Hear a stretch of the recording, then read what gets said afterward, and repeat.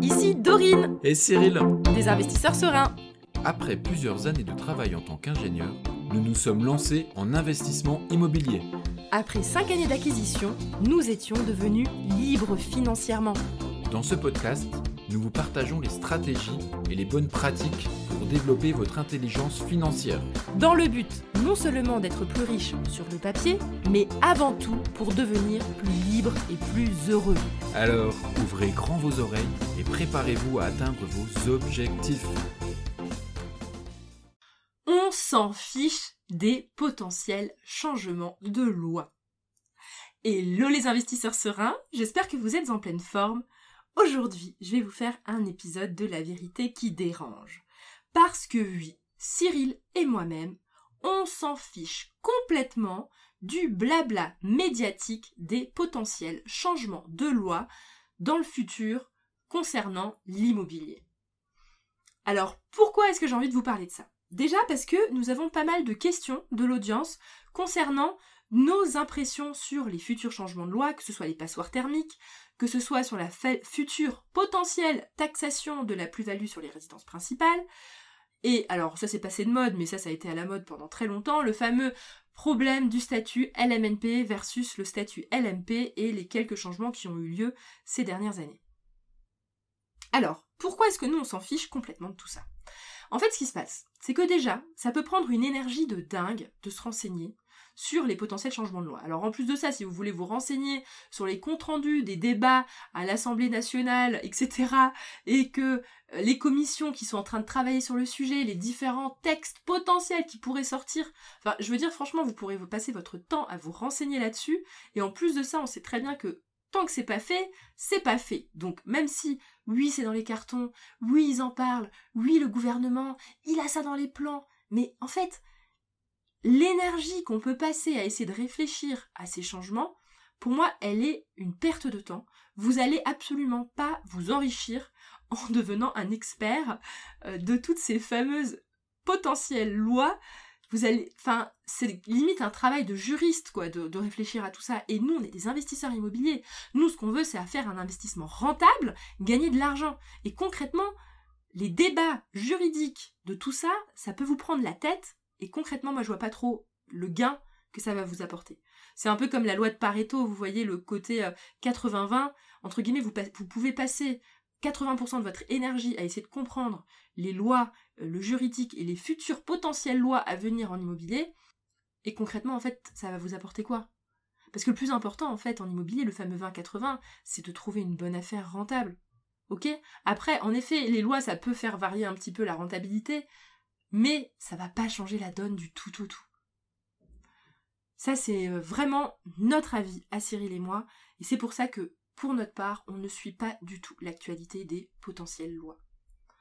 Même si de temps en temps on peut lire un petit peu, mais je n'ai pas envie d'y mettre de l'énergie. J'ai envie de vous illustrer ça avec 3 exemples. Le premier, c'est le changement du fameux statut LMNP versus le statut LMP.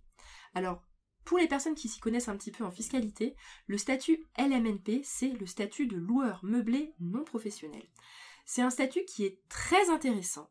C'est le statut dans lequel nous, Cyril et moi, on a commencé.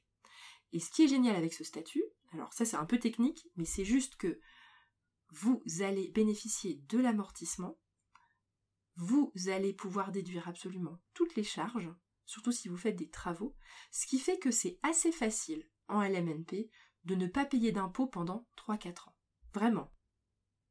Et en plus de ça, ce qui est magique avec ce statut, c'est que l'impôt sur la plus-value est dégressif au fur et à mesure des années de détention du bien. C'est un statut fiscal qui est un peu considéré comme une niche. En fait, quand on dit de quelque chose qu'il est une niche, c'est qu'on considère que c'est pas juste et qu'il faut le supprimer. Voilà. C'est vrai que c'est avantageux, mais moi je considère que les gens qui font ça, des locations en meublé, il y a un moment donné, c'est quand même sympa d'avoir un peu de récompense. Et que si jamais on le fait pas, enfin à part décourager les investisseurs, je vois pas trop l'intérêt. Donc, concrètement, c'est une niche et tout le monde avait en tête qu'il y avait 3 conditions pour être loueur meublé non professionnel et que si jamais on répondait pas à ces 3 conditions, la loi elle allait changer parce qu'avant on pouvait plus ou moins choisir entre le statut loueur meublé non professionnel et le fameux LMP, loueur meublé professionnel. Bon, je suis peut-être en train de perdre un petit peu les gens qui sont pas dans le technique, mais grosso modo, ce qui s'est passé, c'est que oui, la loi, elle a changé. Maintenant, on peut plus choisir entre LMNP et LMP. On bascule automatiquement en LMP quand l'une des 3 conditions n'est plus remplie, et c'est ce qui est notre cas avec Cyril, on a basculé en LMP, mais concrètement, entre l'énergie et le stress que ça nous avait pris à l'époque pour se renseigner pour ce changement, sincèrement, ça ne change pas la donne. C'est-à-dire que là, on a basculé en LMP, tout simplement parce que nos revenus de l'immobilier sont désormais beaucoup plus importants que nos revenus du travail, tout simplement parce qu'on a arrêté de travailler. Mais en fait, ok, c'est peut-être à hauteur de 1500 € par an, mais qu'est-ce que c'est par rapport à tout le cash flow qu'on dégage tous les mois? On s'en fiche, ok? Donc en fait, on a perdu notre temps à s'exciter là-dessus. Au final, c'est un micro-changement qui change franchement pas la donne. Et sincèrement, voilà, il faut pas se bloquer pour ce genre de considération. Évidemment, il faut connaître sa fiscalité une fois qu'on l'a choisie, hein, ça j'ai pas dit le contraire, mais voilà.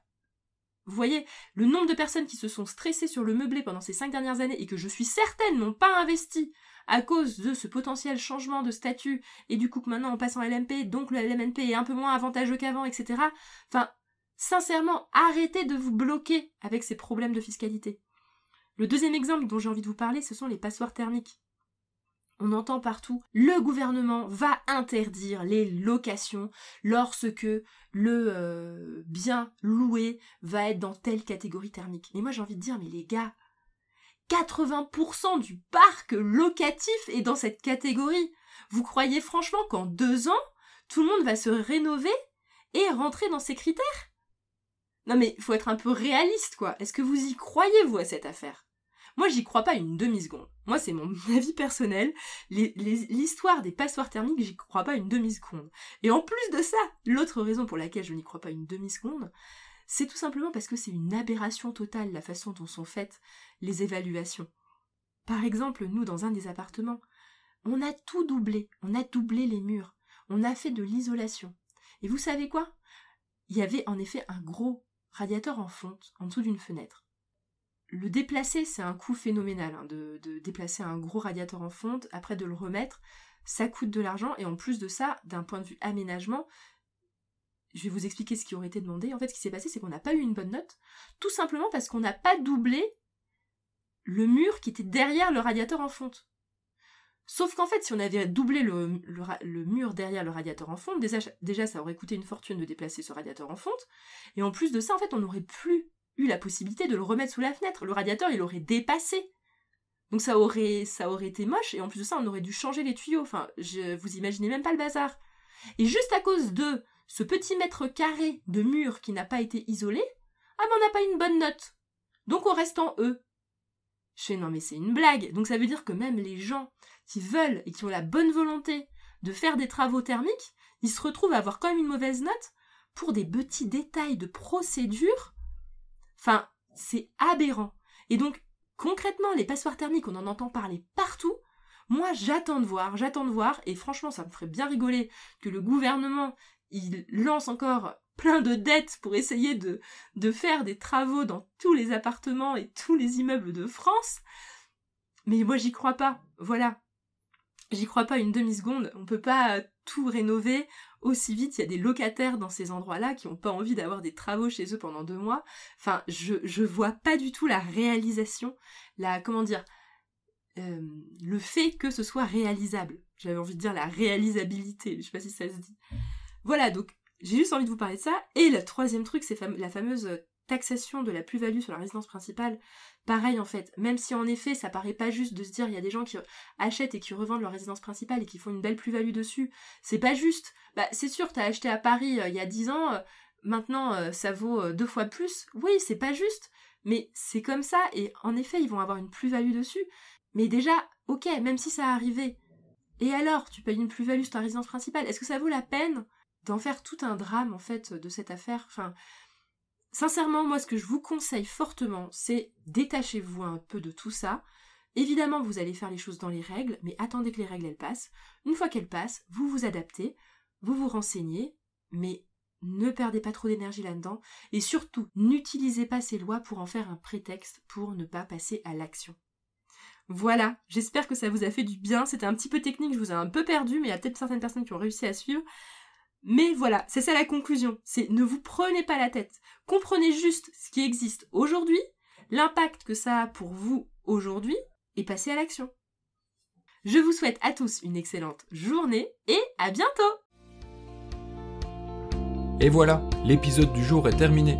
Mais avant de finir, pense à t'abonner au podcast pour ne rater aucun épisode. Parce que nous sommes ici toutes les semaines, sans faute, pour t'apprendre non seulement à devenir plus riche sur le papier, mais surtout pour augmenter ta liberté. Et par la même occasion, je vous encourage vivement à y ajouter une note de 5 étoiles, parce que ça nous fait plaisir de savoir que le contenu vous motive et vous booste. On se retrouve la semaine prochaine pour développer votre intelligence financière. Merci beaucoup à tous et à bientôt! Ciao, ciao!